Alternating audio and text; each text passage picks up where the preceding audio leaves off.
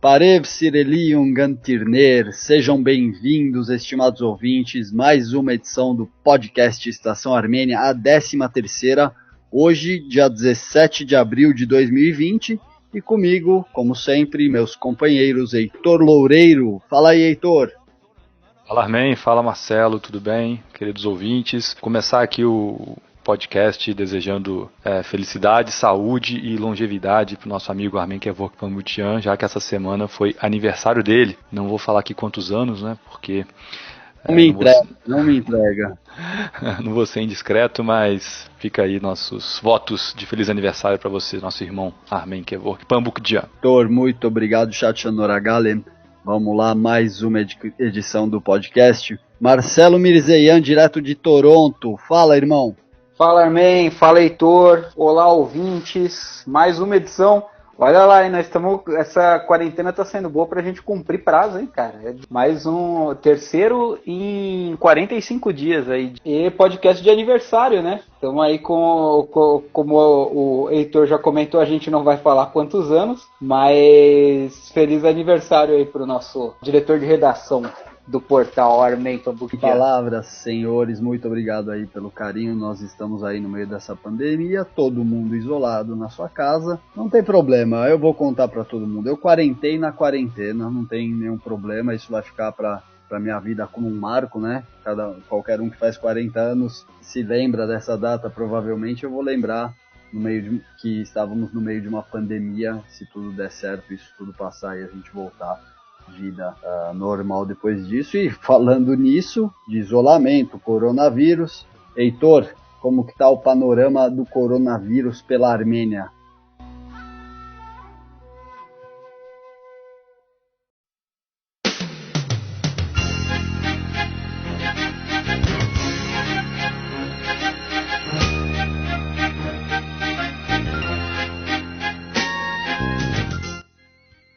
Para dizer que você tá jovem ainda, quando você chegar na minha idade você vai ver o que é sentir o peso da velhice.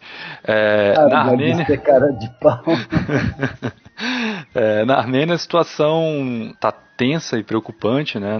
A Armênia, até por conta da sua localização geográfica, né, e da questão geopolítica da região, de ter duas fronteiras fechadas, né, e poucas estradas ligando o país ao mundo exterior, a situação ainda lá não está fora de controle, mas é preocupante, né? Dados de hoje, tirados do EVN Report, estão na casa de 1.201 casos confirmados, já tivemos 402 curas na Armênia e 19 mortes.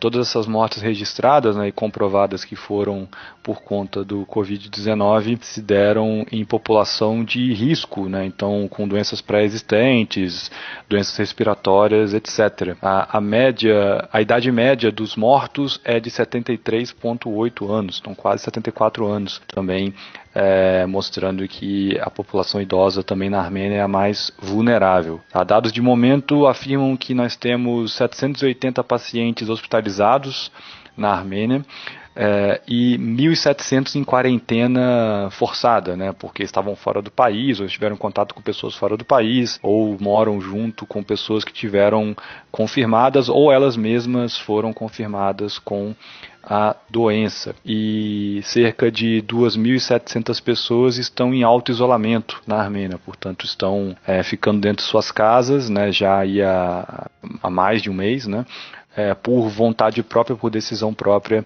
para não colocar a própria vida em risco, nem a vida dos demais. Nos últimos dias a gente vem vendo um esforço, né, para tentar fortalecer o sistema de saúde da Armênia e assistência às pessoas que não estão podendo trabalhar e que não estão podendo ter uma vida normal. Então, nos últimos dias, o Zare Sinanian, né, o alto comissário para assuntos da diáspora, ele se colocou à frente de uma iniciativa para arrecadar fundos justamente nesse sentido que eu falava para vocês, né, de ajudar os mais necessitados e as pessoas que estão sendo impactadas. A gente vê aqui no Brasil muito uma discussão sobre renda mínima, né, renda básica e aqueles R$600 que o Congresso aprovou, que o governo vai começar a pagar nos próximos dias. A Armênia não tem condição de fazer isso com o próprio tesouro, com o próprio caixa.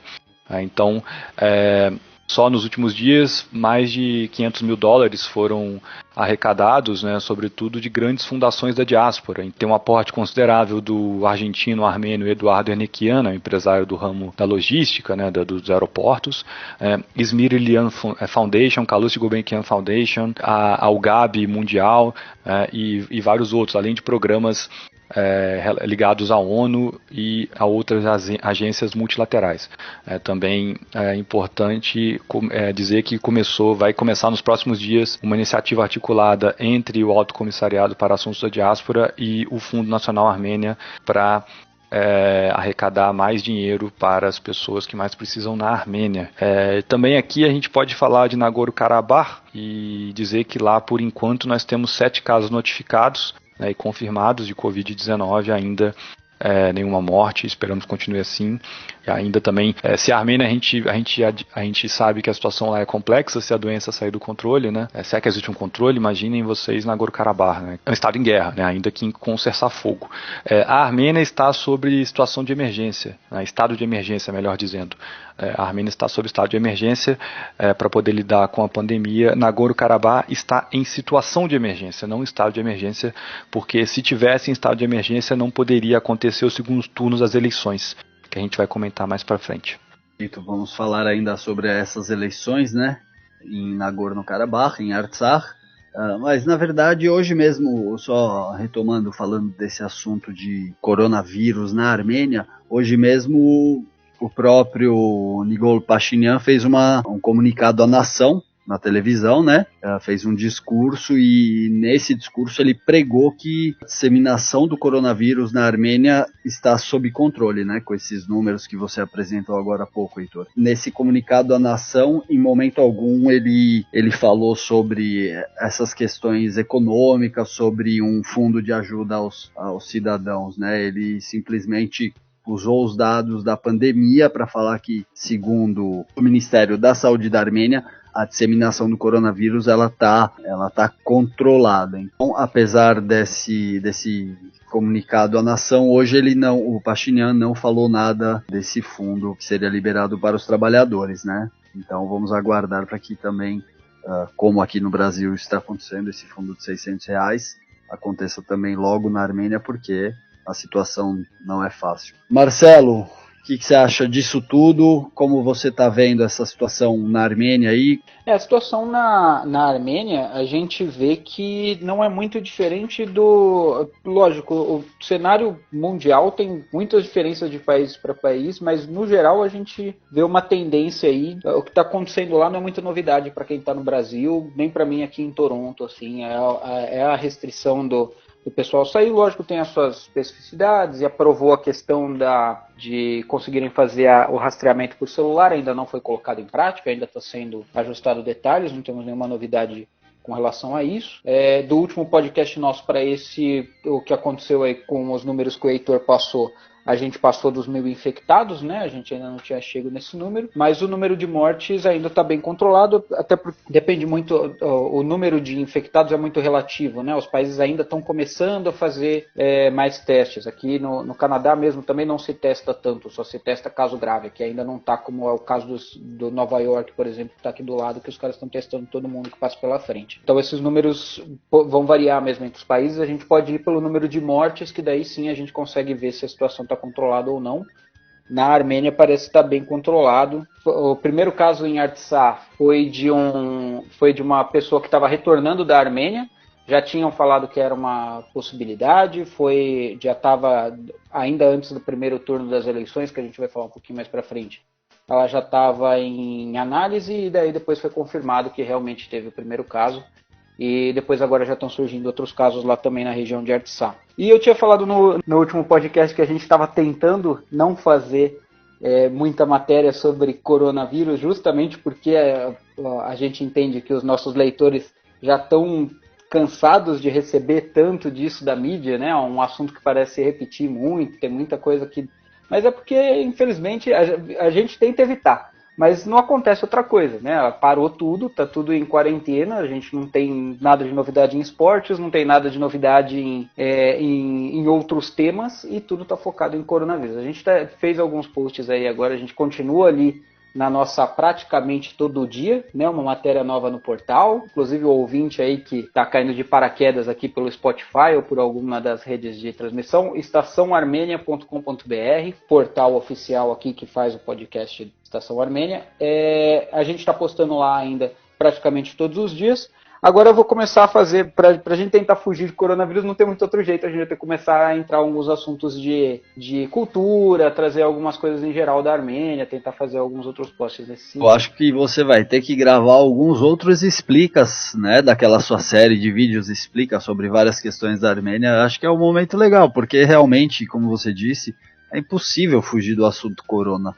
Nós vamos falar disso, vamos falar de eleição em Artsakh, mas o coronavírus está lá. Então, realmente, né, não tem como fugir. E só para dar também agora um panorama geral, né, aqui, como eu disse no começo do programa, 17 de abril, aqui em São Paulo, hoje mesmo foi anunciado a quarentena, o isolamento vai até dia 10 de maio, né? Você me perdoa, Heitor, se você falou agora há pouco, mas na Armênia ia até 14 de abril, né? Esse isolamento, mas ele foi prorrogado até dia 14 de maio. Então, sobre coronavírus é isso que temos.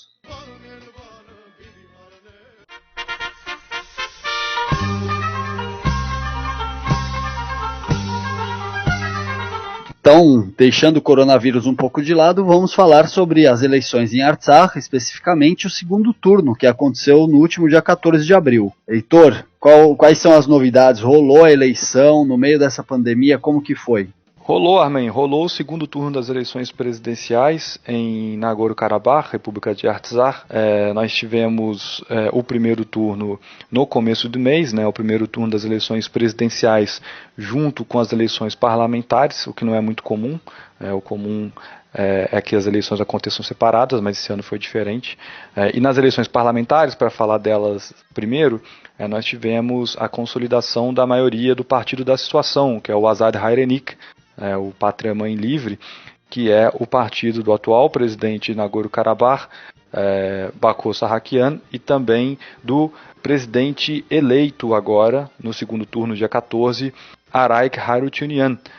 O Harutyunyan, ele havia sido primeiro-ministro de Artsakh, né, já por muitos e muitos anos, né, ele é o primeiro-ministro em exercício, né, então isso mostra pra gente que não houve alteração do quadro político da chamada Segunda República Armênia, né, ou da República Vizinha, a República da Armênia. Isso mostra pra gente que o Bako Sarhakian, ele continua, né, dando as cartas ali por detrás dos bastidores, né, mas o fato é que o Araik Harutyunyan, ele teve uma votação expressiva nesse segundo turno, ele teve 88% dos votos, né, mostrando que os outros candidatos, os outros partidos que participaram do primeiro turno apoiaram essa candidatura.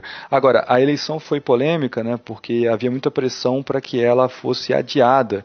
Inclusive, o Massis Mailian, que é o candidato que disputou o segundo turno com o Harutyunyan, ele havia pedido adiamento e esse adiamento foi negado pelas autoridades eleitorais de Nagorno-Karabakh. Isso favoreceu, obviamente, o Harutyunyan, porque o adiamento foi negado, mas também não houve campanha. Então é lógico que o candidato mais conhecido, por ser o candidato da situação e por ser o primeiro-ministro, ele teve uma vantagem expressiva. Também porque o comparecimento foi pequeno, tá? A gente teve comparecimento de 44,9% dos eleitores aptos a votar. Lembrando que o voto, tanto na Armênia quanto em Nagorno-Karabakh, ele é facultativo. Só a título de curiosidade, normalmente o comparecimento às urnas gira em torno de 70% a 75%. Né? Então, de fato, o eleitorado ficou assustado, né, como deve ficar, né, como deveria ficar, e não saiu de casa, não foi às urnas votar. O Massis Mailian, que é o candidato derrotado, que ficou apenas com 12% dos votos nesse segundo turno, ele é o atual ministro das Relações Exteriores de Nagorno-Karabakh, e ele é um candidato independente. Só também para dar um pouco de contexto ao ouvinte que não está tão familiarizado com a política de Nagorno-Karabakh, o Mailian ele já havia disputado as eleições anteriormente, justamente no pleito que elegeu o Bako Sarhakian para ser o presidente da Armênia lá em 2007, e lá também ele foi derrotado, ficando também com 12% dos votos. É um candidato, de novo, ele faz parte do governo, então ele não é exatamente um oposicionista. Isso nos leva a refletir sobre a qualidade da democracia em Nagorno-Karabakh, e a capacidade que há ali de ter algum tipo de renovação política, ou de uma oposição que realmente tenha força para quebrar a hegemonia do Azad Hayrenik, do Bako Sarhakian e do Araik Harutyunyan. Também aqui fazendo um breve adendo, lembrar que havia muito receio do Bako Sarhakian, do seu grupo político, que a Revolução de Veludo respingasse em Nagorno-Karabakh. Eles conseguiram manter, houve protestos na época, vocês devem lembrar, mas não tomou a situação de uma revolução de massa, como aconteceu na Armênia. Então Nagorno-Karabakh ainda permanece como sendo um país bastante fechado, e com aqueles mesmos grupos políticos comandando as coisas por lá desde a independência em 88. Você citou aí a questão até positivo que não tenha passado para o lado de lá, para Artsakh, a questão da revolução, porque nós sabemos muito bem como o Azerbaijão é ardiloso e utiliza, como você mesmo falou no programa anterior, sobre o primeiro turno das eleições, que houveram alguns ataques ali do exército do Azerbaijão contra posições em Artsakh e na própria Armênia, porque eles aproveitam esses momentos em que existem questões a se resolver nos territórios armênios e eles acabam se utilizando desse momento para atacar. Então, creio que foi até bom que essa revolução naquele momento que o Pashinyan ascendeu a liderança da nação não tenha passado para o lado de lá, realmente.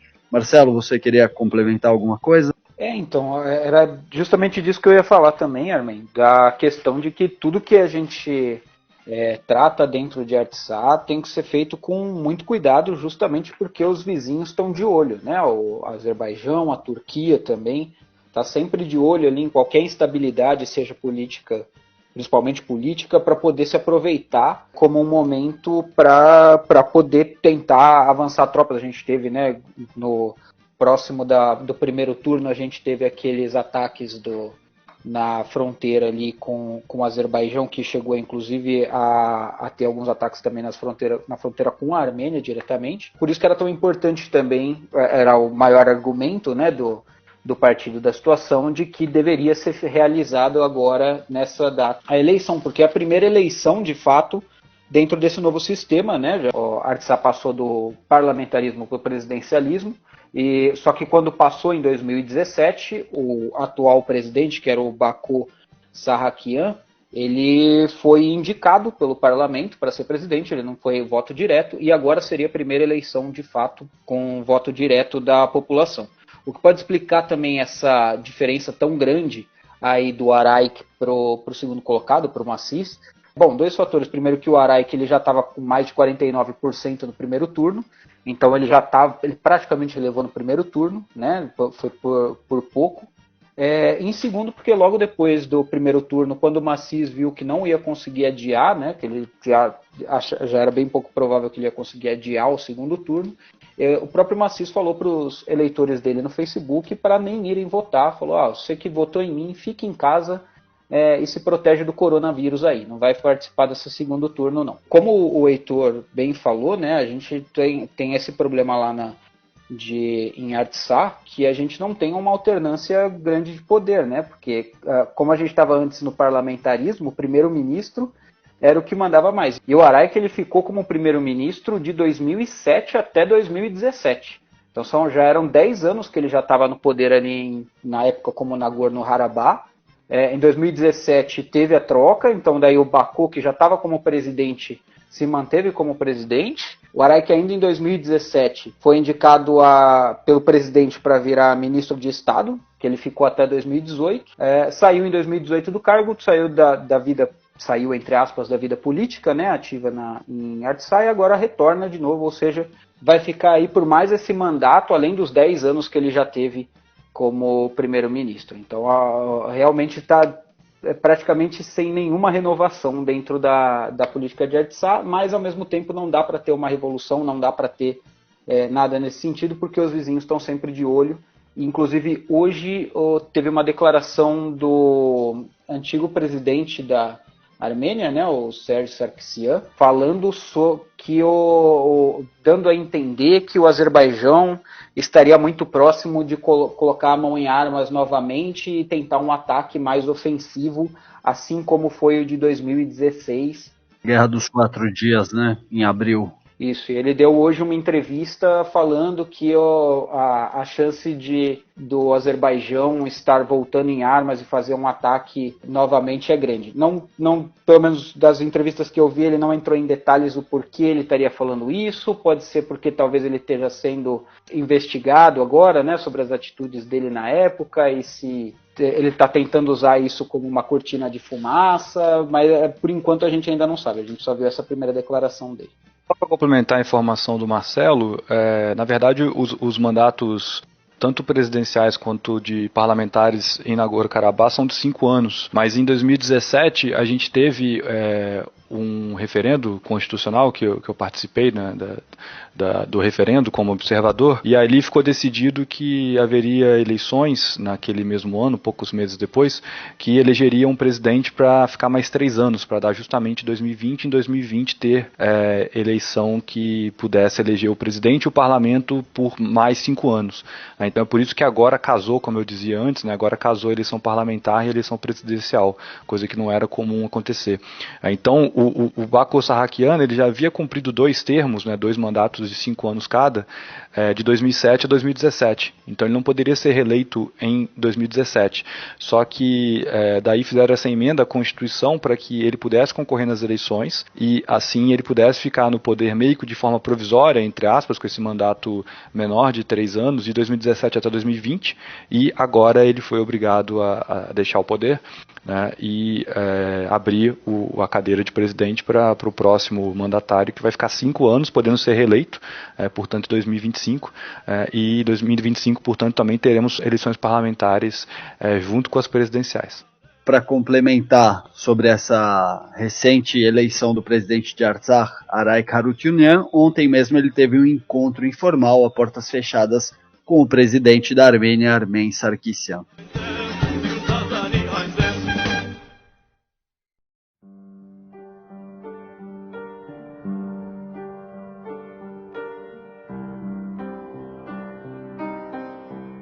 E abril é mês da data de rememoração do início do genocídio armênio, né? Então, todo dia 24 de abril, tradicionalmente, todos os países ao redor do mundo onde tem a comunidade armênia, eles prestam as suas homenagens aos mártires do genocídio armênio de 1915, que se iniciou em 1915, né? Esse ano, porém, a gente está com essa situação do coronavírus, a gente está todo mundo com toque de recolher, né, em quarentena. No mundo inteiro estão sendo cancelados, ou já foram cancelados, né, desde o mês passado, os eventos que normalmente são realizados nessa data, né? Aqui no Brasil, a gente já sabe que não vai ter, né, a tradicional protesto em frente ao consulado da Turquia em São Paulo. A comunidade jovens chegou a se movimentar vai fazer uma manifestação em vídeo, vai fazer deixar marcada essa data de alguma forma, né? A gente não pode esquecer. Nos Estados Unidos a gente tem ali a Piece of Art, que é tradicionalmente coloca, se não me engano, desde 2007, agora eu não tenho certeza da data, mas se não me engano é desde 2007, eles colocam outdoors em Massachusetts, em vários lugares diferentes ali onde tem uma comunidade armênia bem grande, né? Eles colocam outdoor em vários pontos da cidade, sempre lembrando do genocídio armênio, sempre falando para lembrar desde 1915. Esse ano, além de colocar ali a mensagem falando sobre o genocídio armênio, né, eles colocaram também uma sobre o coronavírus, né, a mensagem que leva no outdoor nós sobrevivemos ao 1915 e ao genocídio armênio, e juntos nós vamos derrotar o Covid-19.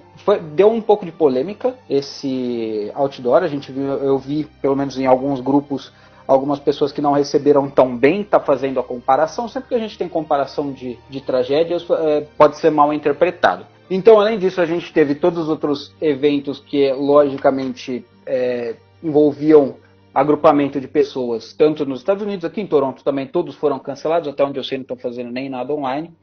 E você tem mais alguma informação também de mais esses eventos do genocídio, Armin? Eu sim, Marcelo. Na verdade, o que eu queria dizer é, no último programa nós conversamos e já prevíamos que realmente não haveria condição de se rememorar o genocídio armênio em 2020 em nenhum canto do planeta, fisicamente e em loco, nas manifestações, em frente aos consulados e embaixadas turcas ao redor do mundo. Então, nós mesmos já havíamos conversado sobre isso no podcast passado e que ia ser provavelmente seria um ano de rememoração muito mais virtual. E nesse sentido, IARA, são as instituições armênias da República da Argentina, emitiram um comunicado, né, em conjunto, pedindo que esse ano, então em 2020, todo mundo relembre aí do dia 24 de abril, que na Argentina é o dia de ação pela tolerância e respeito entre os povos, em comemoração, nesse caso rememoração, ao genocídio armênio, que é uma lei nacional, a Lei 26.199. Então, a IARA conclamando a todos para que ninguém esqueça o 24 de abril, que seja um momento de reflexão, mas que seja no seio de nossas famílias, relembrando e que seja esse momento de pura reflexão, porque realmente não há condição de nenhum protesto físico. Esperamos ver alguns protestos virtuais. É o caso que praticamente do outdoor, como você mesmo disse há pouco, Marcelo, né? Então ações como essa são esperadas e são muito mais do que bem-vindas, né? As entidades aqui do Brasil, elas estão mobilizadas, logicamente, para poder ajudar no combate ao Covid-19. Lembrando também que a comunidade armênia de São Paulo tem uma população idosa bastante numerosa, né? Inclusive uma das entidades armênias de São Paulo é uma casa de repouso para senhores e senhoras da comunidade. Inclusive a União Geral Armênia Beneficência do Brasil está organizando uma campanha de arrecadação que o Armin vai falar melhor sobre ela.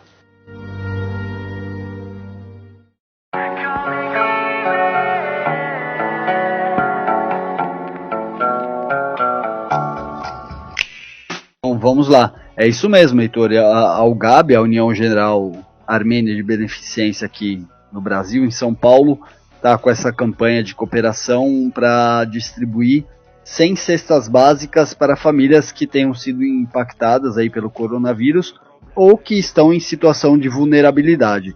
Então, quem tiver interesse em participar, ajudar e fazer a doação de uma cesta básica, nós vamos colocar Marcelo, você consegue colocar todas essas informações e os links para as pessoas que querem doar ou receber as cestas básicas? Coloco sim. Perfeito. Então, caso você tenha interesse em solicitar uma dessas cestas básicas, se você tiver sido impactado ou estiver em situação de vulnerabilidade, você pode fazer a solicitação, ou você também pode ser um dos contribuintes e doar uma cesta básica. Então nós vamos colocar todas as informações aí nos nossos resumos aí dos programas, nas respectivas páginas, mas quem quiser pode também acessar a página da UGAB Brasil no Facebook e no Instagram. Lá você também consegue mais informações. Agora também em São Paulo, outras instituições também estão promovendo ações solidárias. Marcelo, conta pra gente sobre mais uma dessas ações que estão acontecendo. Em São Paulo também algumas instituições armênias estão se juntando no projeto que chama Mãos Solidárias, que é para ajudar pessoas em grupo de risco, né? São um grupo de voluntários que vão fazer tarefas básicas que envolvem sair de casa, que envolveriam colocar essas pessoas em risco de contágio, como por exemplo fazer compras, comprar remédios, um mercado, alguma coisa assim. Então são os armênios que estão se disponibilizando a ajudar essas pessoas em grupo de risco, né? Tem ali um número específico para WhatsApp, para ligação para fazer ajuda para compras.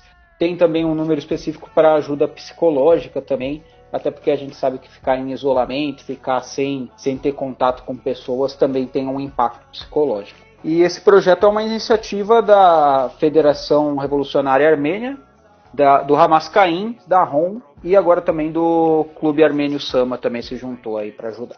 Você também vai incluir essas informações todas aí para os nossos ouvintes nos resumos dos programas, então quem quiser ajudar vai estar aí, todas essas informações estarão disponibilizadas nos resumos dos nossos programas. Exato. Então, dessa maneira, com essas informações, chegamos ao final de mais uma edição do podcast Estação Armênia, a 13ª, como eu disse, repetindo, gravada no dia 17 de abril de 2020. E apenas um recado antes dos meus companheiros se despedirem. Quem estiver ouvindo esse podcast no YouTube, a gente pede para seguir o nosso canal, dar um joinha, se inscrever, ativar as notificações para ajudar a gente, para fortalecer.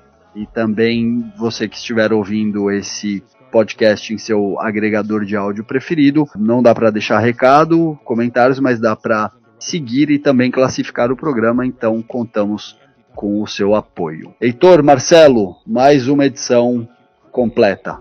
Mais uma edição e até a próxima, espero que com notícias boas sobre o Covid-19 e notícias boas sobre a diáspora.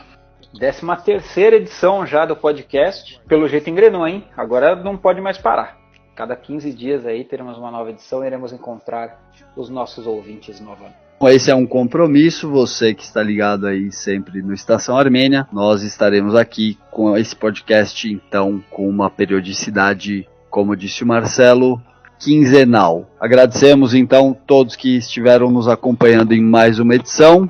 Muito obrigado a todos, Chat Honoragalink, e esperamos, como o Heitor disse, trazer boas novas na próxima edição desse podcast. Um abraço a todos.